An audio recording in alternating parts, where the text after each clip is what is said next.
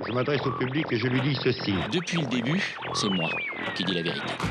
Cette semaine, pour vous conter les soubresauts de l'actualité médiatique, nous nous sommes heurtés à une difficulté mouse qui tient aux obligations auxquelles les journalistes sont soumis aujourd'hui.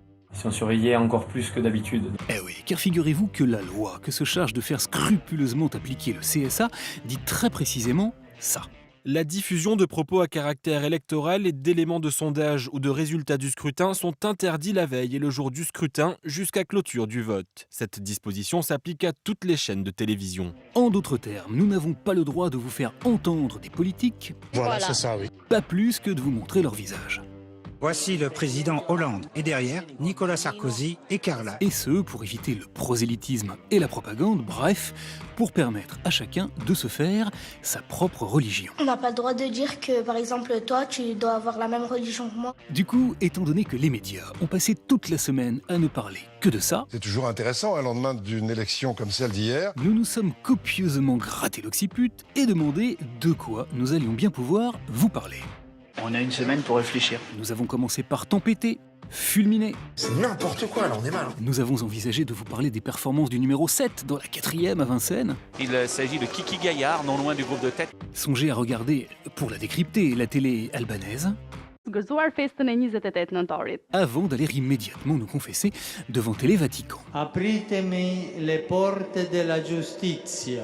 Le problème, c'est que nous nous sommes aperçus que même en regardant les animaux de la 8, Ça mange de la salade. ou la pub, Je ne sais pas si vous êtes comme moi, mais la rhubarbe, j'adore ça. tout, absolument tout, nous renvoyait à la politique. Avec la salade et la rhubarbe, Alors nous nous sommes laissés faire par le flux des programmes. C'est ainsi que nous avons compris que les rouges avaient pris l'eau, que les blondes qui votaient au Venezuela avaient l'air très contentes, alors que, hasard du calendrier qui célébrait dimanche dernier la Saint-Nicolas, d'autres n'étaient plus du tout en odeur de sainteté.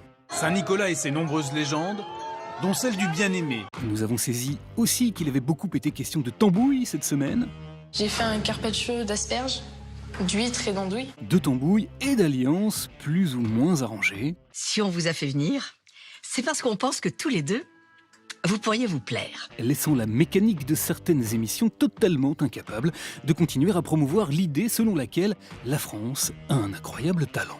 On a un problème de moteur, amenez l'escabeau, c'est le direct, tout peut arriver. Ensuite, des spécialistes du comportement sont venus analyser nos travers On a sondé les Français, ils ne savent pas définir ce qu'est la modération. avant que les journalistes ne fassent du porte-à-porte carrément pour tenter de faire parler les votants.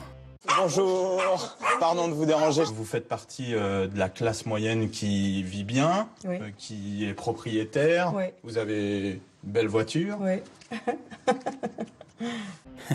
Les journalistes qui se sont fait tancer cette semaine par un tweet signé Cyril Hanouna. je te demande de retirer le hashtag irresponsable. Jamais. On l'a vécu comme une insulte. Hanouna, à qui l'on doit la sortie la plus irrésistible de la semaine. C'est vrai que les journalistes des grands médias ont tendance à plus penser à l'audience qu'à la qualité. Tant ce garçon fait désormais référence en matière de qualité, privilégiée à l'audience. Eh oh, touche à ton cul, t'auras des verrues. Allez, pour terminer, on signalera qu'au chapitre culturel, cette fois, et néanmoins politique, la séquence la plus émouvante de la semaine s'est déroulée au concert de U2. On leur a volé leur scène il y a 3 semaines. Nous leur referons la nôtre.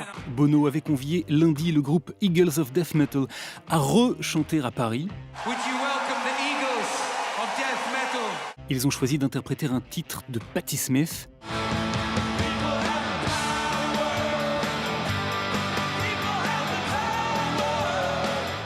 People have the power, le pouvoir est au peuple, à croire qu'eux aussi avaient à cœur de nous rappeler l'urgence d'aller voter.